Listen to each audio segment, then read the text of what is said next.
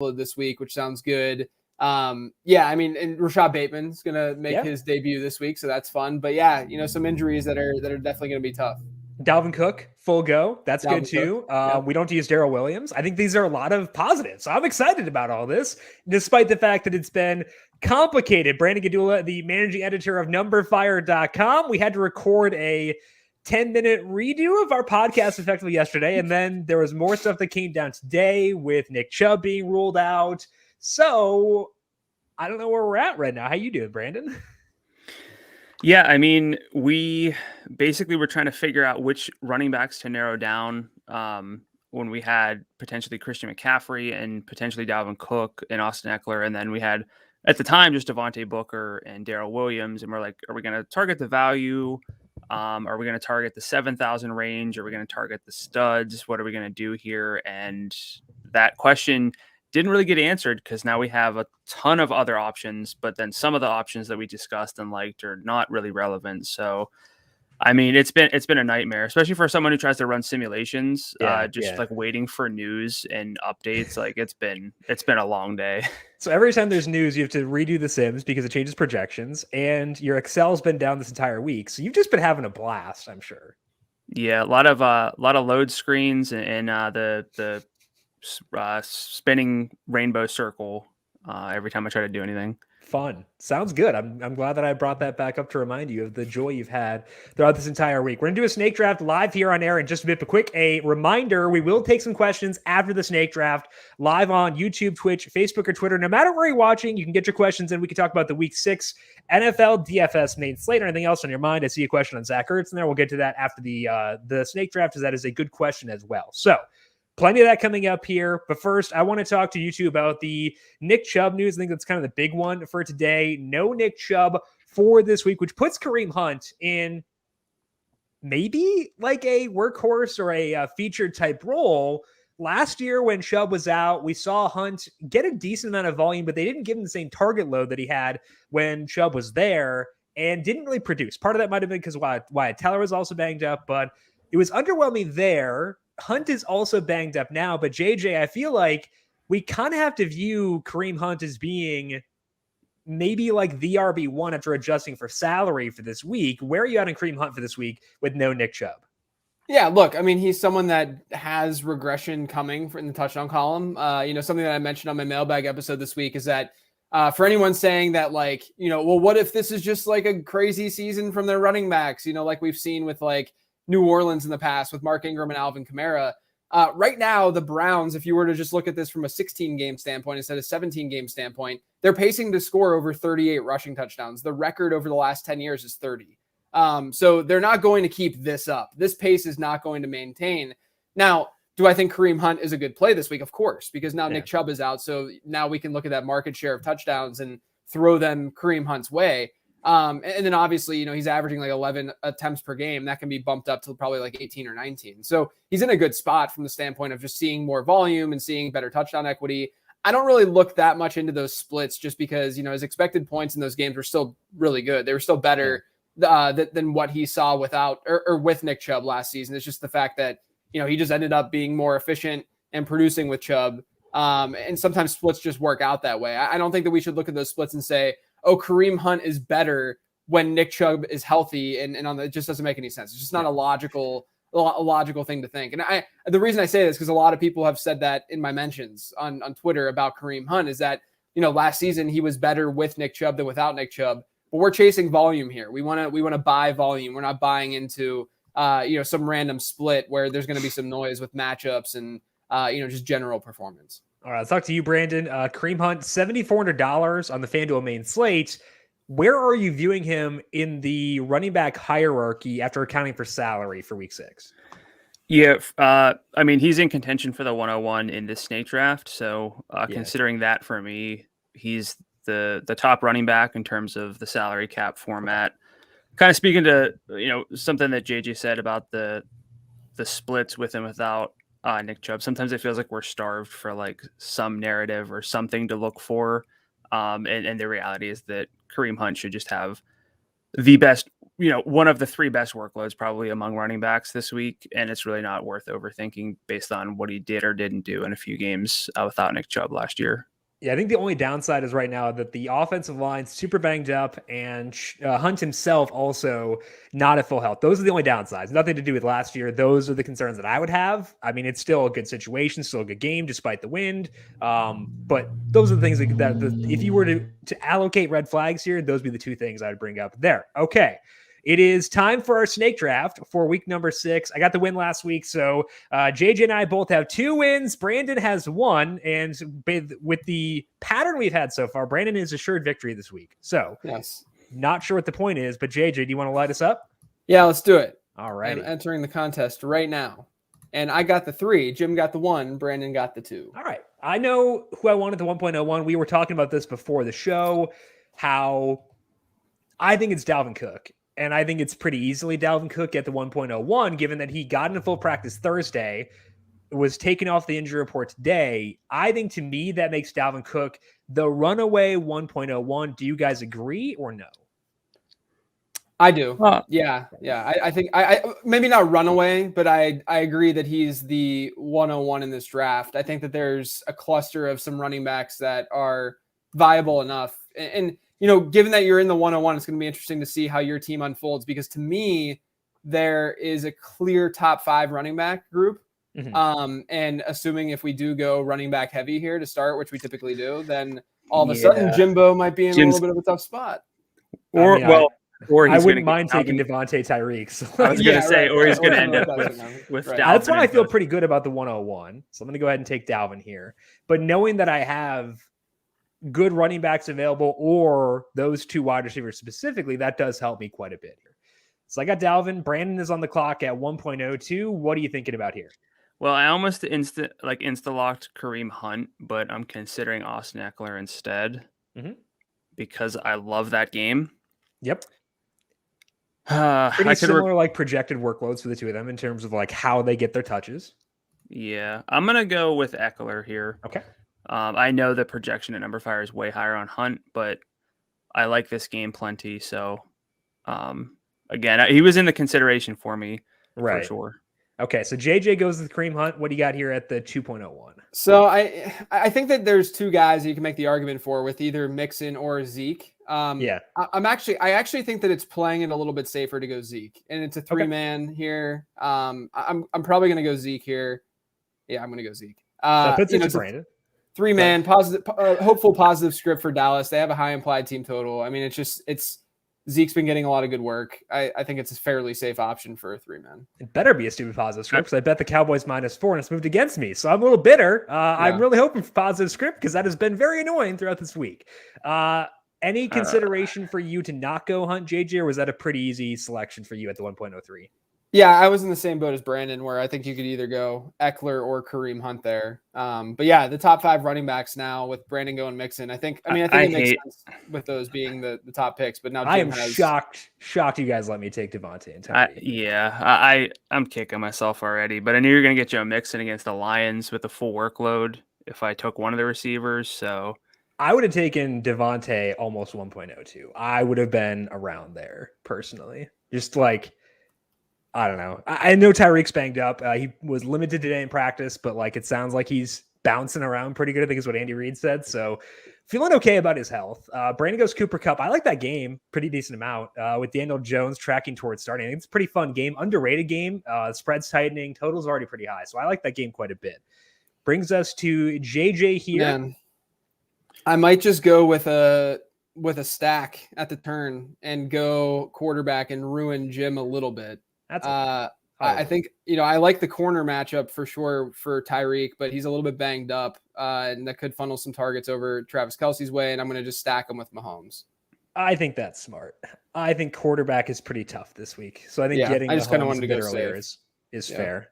Brandon goes with DeAndre Swift. I need a quarterback with one of these picks, I believe, because I want Lamar. No, you're good. You're good. No, I want Lamar. I'll take Lamar. And then I can go with a running back or a wide receiver. Yeesh. Maybe I shouldn't have taken the 2. Okay. Yeah, that's what I was worried about because there was such a Okay. clear drop after the top 5 to me. I mean, there's still viable options, but Yeah. Oh boy, I'm scrambling here. Got 10 I like seconds Swift left. though a lot today. 10 this week, seconds, rather. 10 seconds, 10 seconds, 10 Yeah. seconds. DJ Moore. Did I draft DJ Moore? I did. Okay. Whew. All right. So you guys both got your quarterback, so I don't need a quarterback yet. I'm considering just waiting on Stafford because I have Cup. I need a receiver or a tight end here. CeeDee Lamb, Jamar Chase, Justin Jefferson is going to play. Yeah, It he was a got little bit taken off the scary, injury but report, so you're good. I'm gonna go Jefferson. Okay.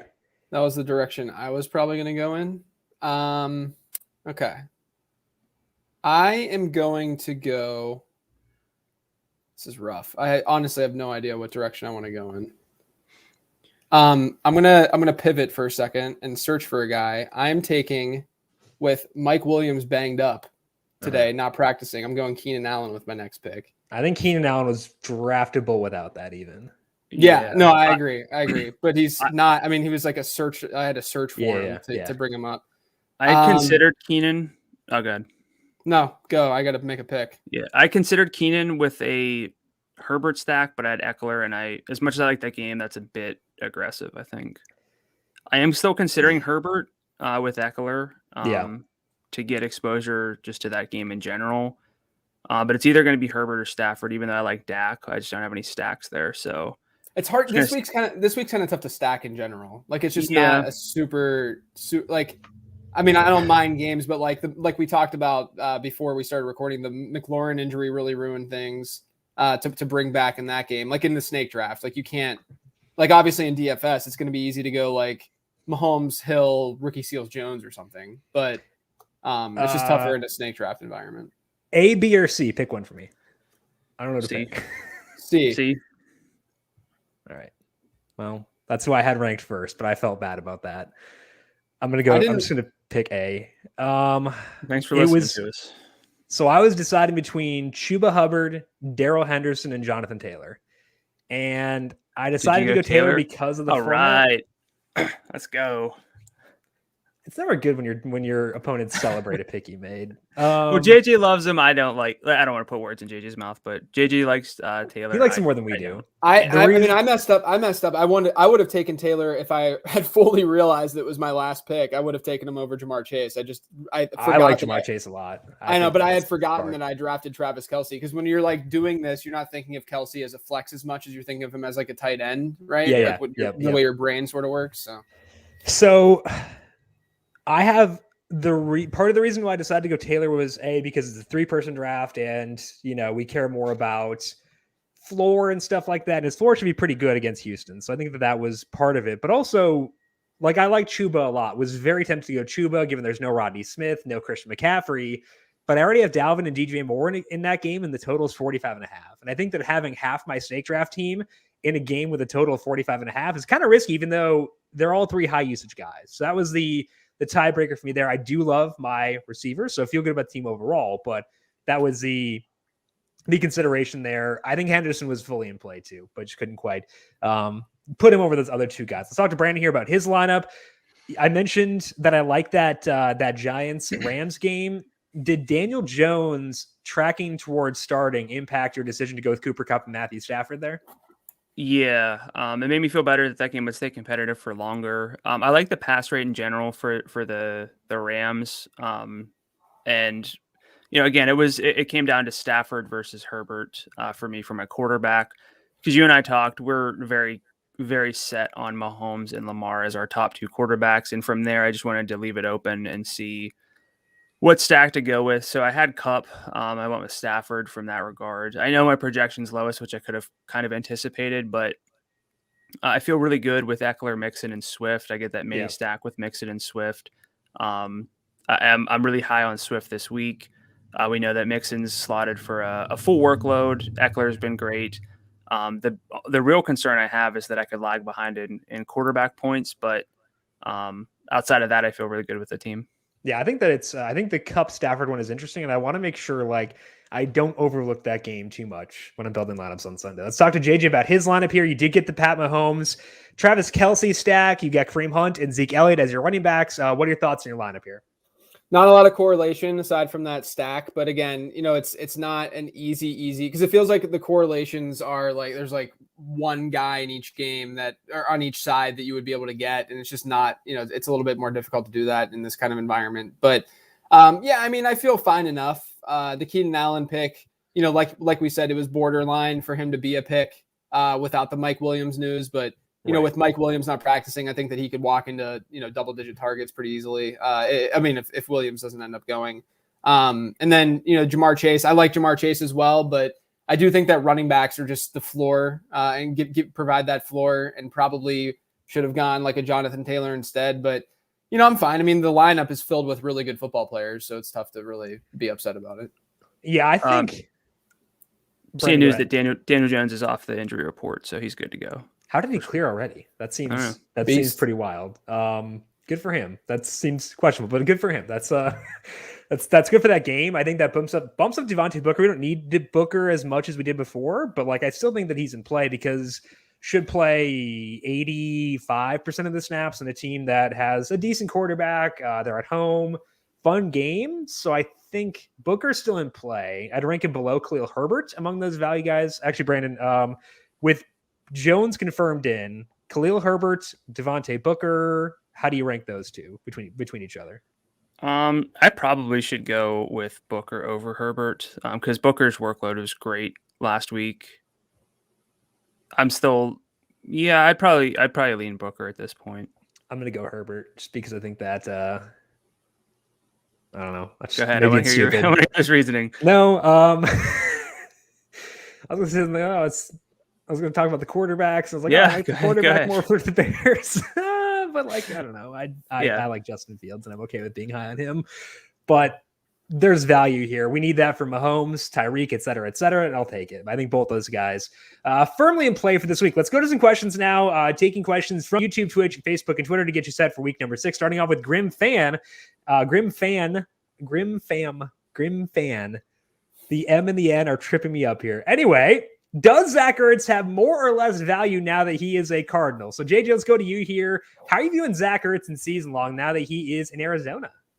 I think that it's an upgrade overall, the more that I've thought about it, because realistically, he's going from a team, from like a 14-ish% target share in the Eagles offense to probably a 11 to 12% share in the Arizona offense. And obviously, it's a better offense. You're going to get better targets from Kyler Murray versus Jalen Hurts. So I'd say it's an upgrade overall for Ertz. But, I'm just not at this point in his career. I'm not like, getting super excited for Ertz, but at the same time, the tight end position is just such a dumpster fire that it's not going to be that difficult for him to sort of like walk into being a tight end one in fantasy football, like a lower end tight end one. So I think it's a little bit of an upgrade for him. And how does this change your view of Dallas Goedert? Because Goedert was super disappointing at the early part of the year. He's on the COVID list right now, but should be good to go for next week. Does this impact your view of Dallas Goedert at all? Yeah, it does. Because last season, if you look at his splits with and without Zach Ertz, he saw a lot more work and he was better. He had 4, maybe 3 top 12 performances last year, and 2 or 3 of them I can't remember which one, but the majority of those top 12 performances came when Zach Ertz was sidelined and wasn't playing. And so I would assume that he's going to get a slight bump. I think that we would all agree that he's the better tight end of the two. And he at least presents more upside, but a huge reason why he hasn't been seeing as much work through the air this season is because Zach Ertz is there and that they retain Zach Ertz. And we talked about this during draft season, but it was as if people were drafting Dallas Goedert as if Zach Ertz was gone. And then they just lucked into this trade. So, hopefully you were able to hold on to him because now his value gets a boost. Now he's a tight end one. Yeah, that's more tight ends is good. We'll take that for sure in season long. I'll take this one from Shake and Bake 145. Confidence level on Chuba Hubbard with McCaffrey out. Go with him over guys like Lockett and Hollywood. From a DFS perspective, my confidence level in Hubbard is very high because he got great work last week. And the downsides of his workload in the 2 games without McCaffrey were that Rodney Smith was taking away passing game work. And now Rodney Smith is not with the team because he got cut back on Monday, which is why I thought Matt Rule was lying when he said that there was a 50-50 chance that McCaffrey would play this week. So if you give me Hubbard's role the past 2 weeks, I like him a lot at $6,900. But then you take away Smith and increase the passing game projection, I feel even better. So I think that Hubbard is a guy I have a lot of faith in for this week. Now, the question is, do we go with him over guys like Lockett and Hollywood? I would over Lockett, given that Geno Smith is starting for him and they're facing Pittsburgh. Hollywood is closer, but I would actually go Hubbard there as well for that one. Along the same lines, talk to Grim Fan once again.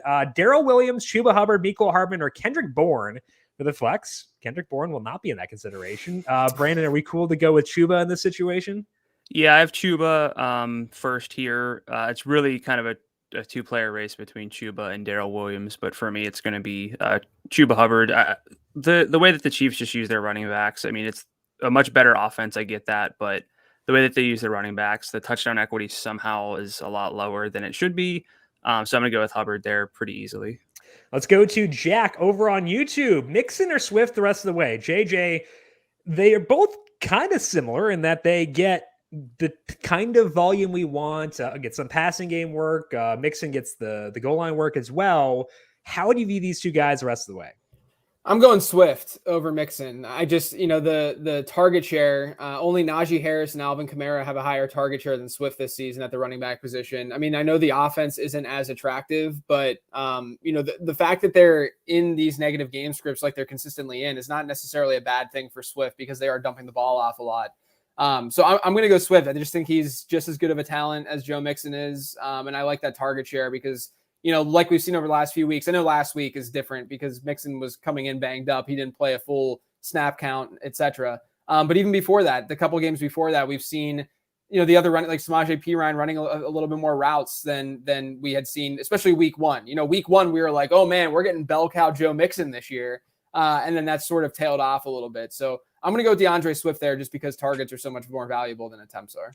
Okay, let's go to Rasaun over on YouTube. How high are you on Michael Thomas? And Brandon, I think the complicating factor here is it's Michael Thomas coming back to the Saints in 2021, where they seem like they are deathly afraid of their quarterback. They do not want to throw. They did throw more last week, but that was a different situation in terms of the opponent they were facing.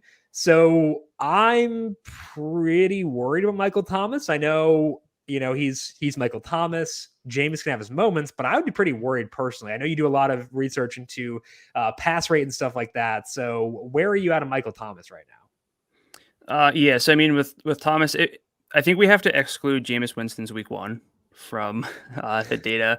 And if you do that, he's played a little bit below expectation relative to opponents. So that's a big factor for me. We've seen the Saints. I have them at a 51.9% pass rate, excluding garbage time. League average is about 58.5%. So we know that they're not really interested in, running a no huddle offense and throwing the ball downfield. I mean, Jameis has a fine ADOT. I don't want to say downfield, but I'm not that keen on Michael Thomas within this offense. So it's hard it's such an open-ended question. So I'm not high on Michael Thomas, I guess is the answer. Yeah, relative to consensus, I think I would be lower as well. Let's talk to Mike over on Facebook. Devontae Booker, Chuba Hubbard, or Khalil Herbert. Pick two with David Montgomery and Saquon Barkley being hurt. Might be Khalif Raymond. I don't know. Could be Khalif Raymond. Let's assume that it's Khalil Herbert. He did clarify backup for Bear. Okay. So, Okay. I would go with Chuba and Khalil Herbert. Brandon, we already heard, prefers Booker over Herbert. JJ, I want to hear your thoughts. I think Chuba is pretty locked in there. Would you go Devontae Booker or Khalil Herbert for the second slot? Chuba is locked in. This is actually pretty tough because I think matchup definitely favors Herbert, but it's tough to not lean in on what we saw last week in terms of workload, and we just don't. There's a few things working against Herbert, which is we don't know exactly what his utilization is going to look like because we haven't seen him as the lead back. Justin Fields has not moved the ball that well, right? Like we haven't seen them be that great offensively. I might go with Booker just because I trust the Giants offense a little bit more.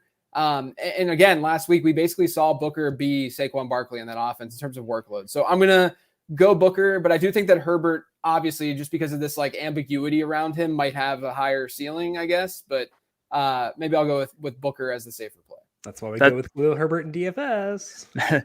That trio, though, is signs of a very active fantasy manager, by the way. Yeah, you're doing a good job, Mike. Yeah. So kudos to you. Let's talk to Austin over on Twitch. Heineke or Wentz at quarterback this week? Heineke might be without Terry McLaurin. Wentz facing Houston. I have Russ, but he's injured, ?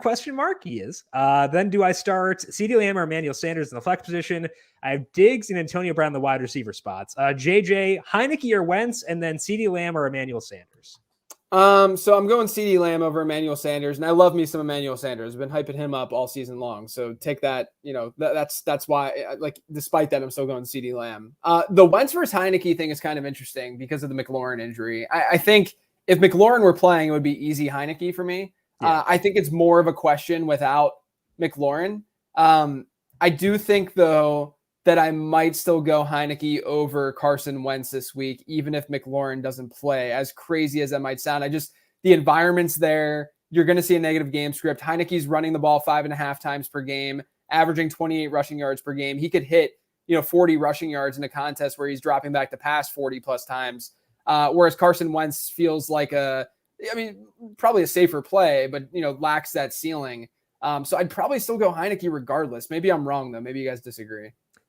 If McLaurin sat, I would go Wentz. I think it's fine. Yeah, I think that's fine. Just because I'm not totally sold on Heineke yet. He's kind of a D-gaffer, which can go well, but can also go very poorly. But it would only be if McLaurin sat. I think if McLaurin plays, pretty easy Heineke there for me.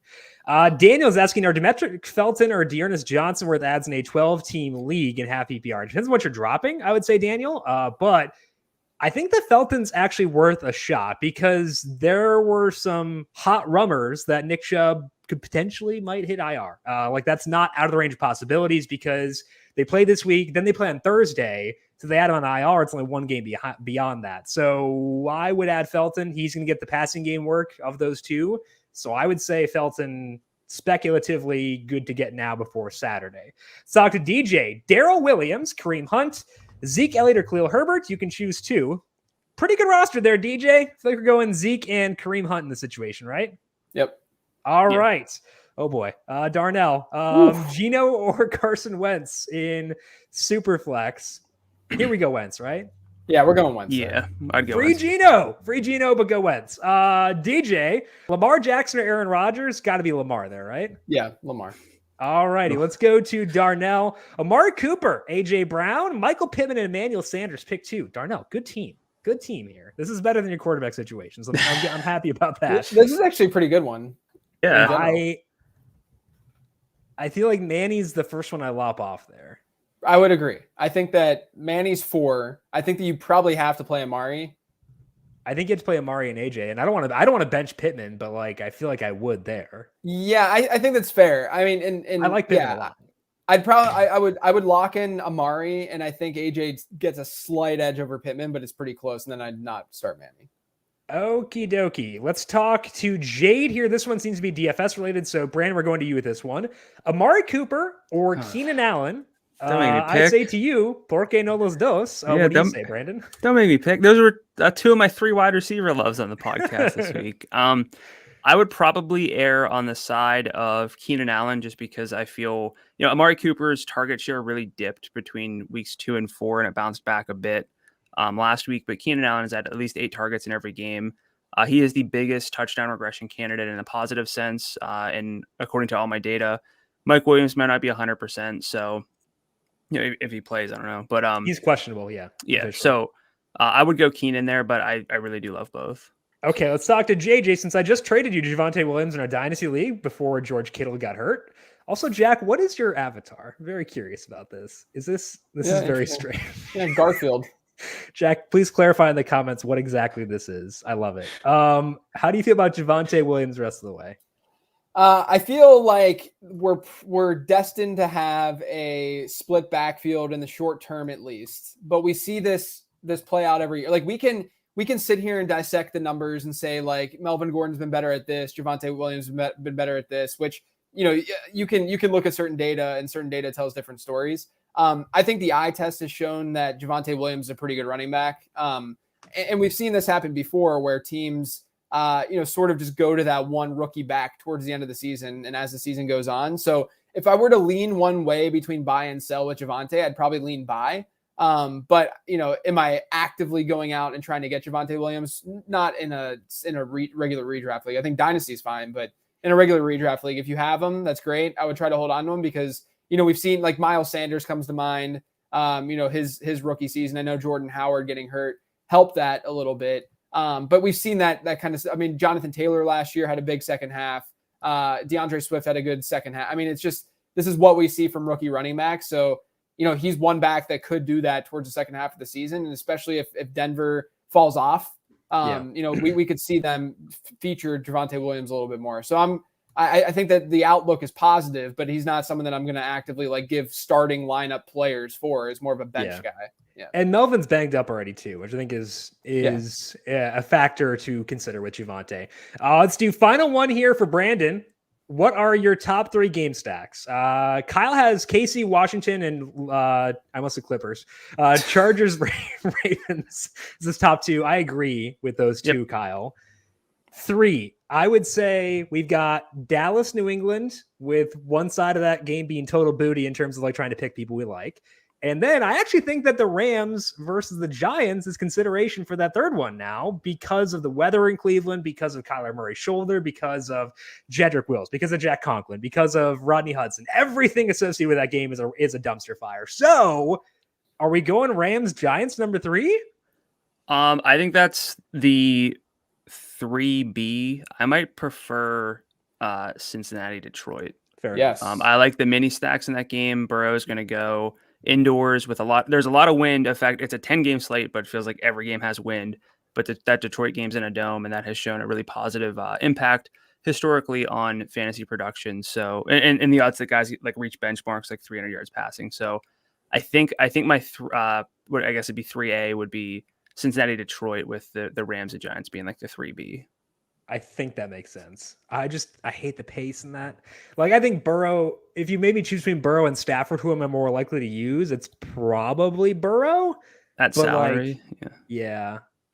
I don't know. It's close. Probably Burrow by a bit, but I think it's those 4 with Dallas, New England, clearly 5th, and then I don't have a whole lot of interest in stacking any of the other games. If there were a single Patriots player you could convince me could score 20 FanDuel points, I would say that Cowboys Patriots would be up there, but you can't convince me of that. There's no way. All right, that is all that we have here for today on the Snake Draft Q&A. If you have more questions, JJ will be back with you at noon Eastern on Sunday, right here on the FanDuel YouTube, Twitch, Facebook, and Twitter pages. So make sure you're subscribed there. Make sure you follow Brandon on Twitter at Kadula13 and JJ at Late Round QB. JJ, thank you very much for joining us here today, and good luck to you in Week 6. You too, Jimbo. Brandon, I appreciate you doing the quick update with me yesterday as I scrambled slacking you after your Q&A to get that back out there. And I think it's a pretty fun slate. So good luck to you as well on Sunday. Thanks, Jim. You too. I appreciate it. Thank you all for tuning in as well. I am on Twitter at Jim Sannes, JimSannes. Big thank you to Joy Affleck, our video producer, for running the video side of things here today. Thank you, Joy, as always. And thank you to everyone for tuning in for today. Good luck to you in your contest. We'll talk to you once again next week. This has been the FanDuel Live Q&A.